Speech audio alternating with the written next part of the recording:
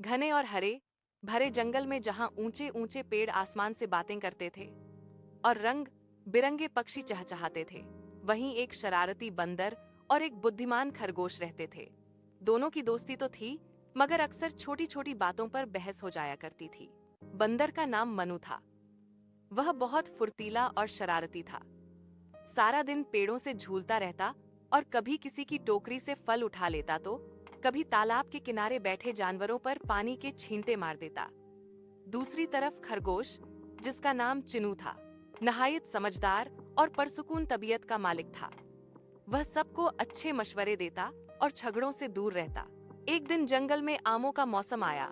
एक बड़े पेड़ पर रस से भरे सुनहरे आम लगे हुए थे। मनु बंदर पेड़ पर चढ़ गया और मजे मजे से आम खाने लगा।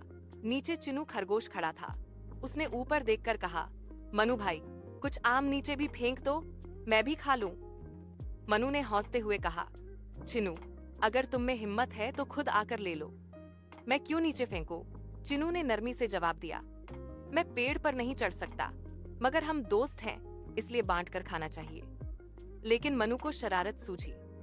उसने एक कच्चा आम तोड़कर नीचे फेंका, जो सीधा चिनू के सर पर लगा। खरगोश को तकलीफ हुई, मगर उसने गुस्सा जब्त किया। चिनू ने कहा, यह ठीक नहीं किया तुमने, दोस्ती में मजाक की भी हद होती है। मनु जोर जोर से हंसने लगा। ओह, इतनी सी बात पर नाराज हो गए। यह बात चिनू के दिल को लग गई। उसने सोचा कि मनु को सबक सिखाना जरूरी है, ताकि वह दूसरों की इज्जत करना सीखे। अगले दिन जंगल में खबर फैली कि नदी के किनारे मीठी गाजरों का एक बड़ा भंडार मिला है। यह खबर दरअसल चिनू ने फैलाई थी। मनु को गाजरें बहुत पसंद थीं। वह तुरंत नदी की ओर दौड़ा। चन्नू पहले ही वहां मौजूद था।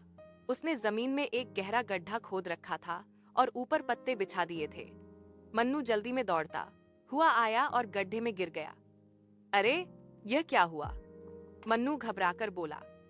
चन्नू ऊपर से बोला, यह वही मजाक है जो तुमने मेरे साथ किया था। मनु को अपनी गलती का एहसास होने लगा। उसने शर्मिंदा होकर कहा, चिनू, मुझे माफ कर दो।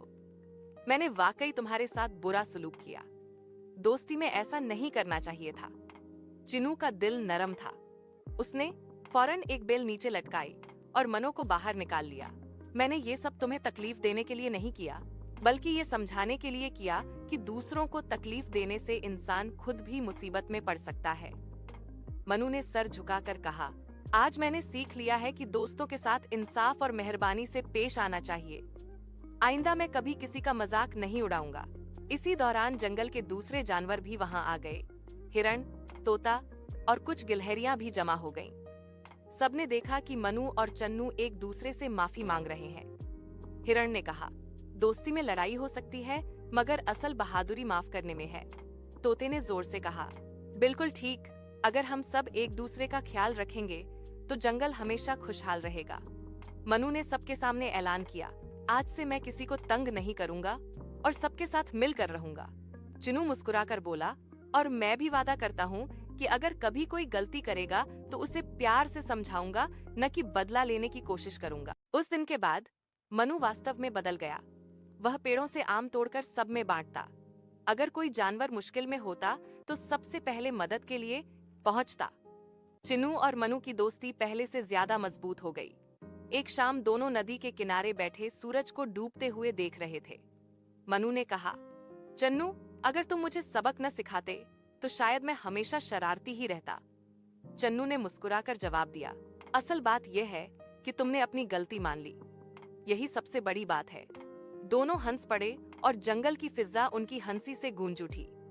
सबक: दोस्ती में मोहब्बत, बर्दाश्त और एक दूसरे की इज्जत जरूरी है। अगर गलती हो जाए तो माफी मांग लेना और दूसरों को माफ कर देना ही असल बहादुरी है।